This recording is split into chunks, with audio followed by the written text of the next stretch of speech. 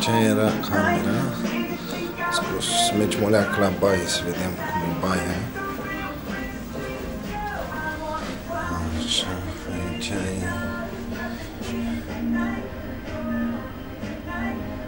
camere, tot palierul ăsta, e foarte mare hotelul ăsta. Așa, la baie.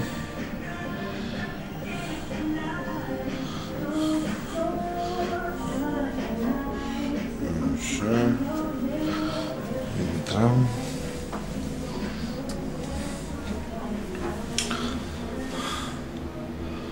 Telefon la baie, duș, boda, așa, prosoape, cabina de duș, prosop și jos, prosop și sus, prosop peste tot, cabina de duș.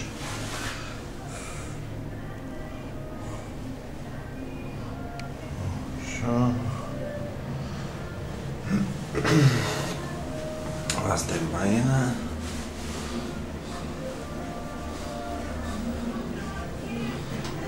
Oglinzi, să ne trăiască câte oglinzi avem. Peste tot oglindi.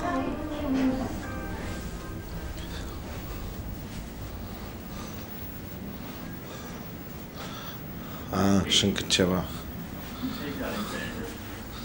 Avem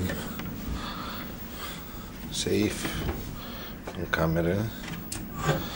Să-mi pun valorile. Deocamdată n-am pus nimic în el. Așa. Aici suntem în Dubai.